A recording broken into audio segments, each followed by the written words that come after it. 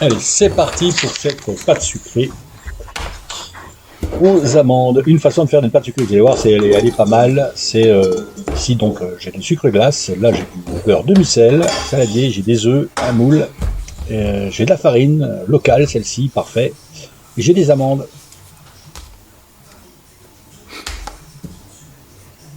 Voilà, le beurre on le prend froid.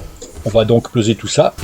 On va mettre donc 400 g de farine et 200 g de beurre. C'est moitié de beurre demi-sel.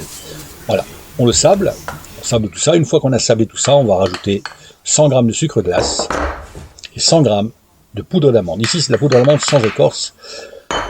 Vous pouvez en prendre avec les petites écorces dedans, ça fait plus joli. On rajoute, une fois bien mélangé, on va rajouter 3 pincées de fleur de sel. Voilà, et 2 œufs entiers. Et on va mélanger tout ça sans eau, sans rien.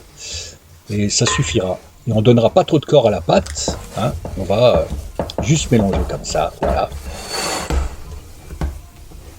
Et ça, on va laisser reposer au frigo.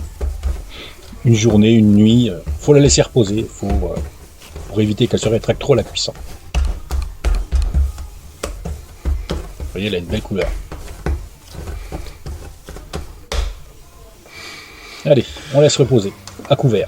Ensuite, le lendemain, on a un moule, et ben on va étaler. On va étaler cette pâte d'environ 3-4 mm, hein, pas trop fine, pas trop épaisse non plus. Voilà. Une technique pour cuire vos fonds de tarte à blanc, hein, au lieu de... Ça, j'ai piqué ça à une pâtissière bien connue. Cette idée, et il faut reconnaître que c'est pas mal. Alors vous prenez votre moule, voilà, vous le mettez à l'envers. Qui l'aurait cru?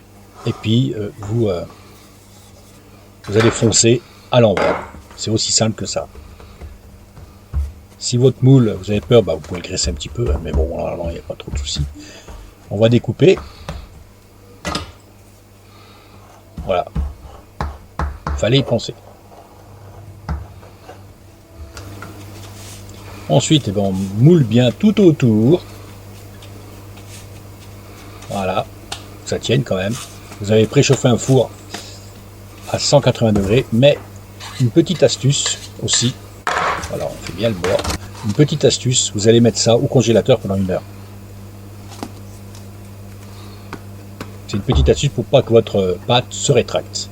Et ensuite, vous allez y mettre au four à 170-180 degrés pendant une demi-heure et vous allez avoir un joli fond de tarte comme ceci. Et normalement ça se démoule tout seul.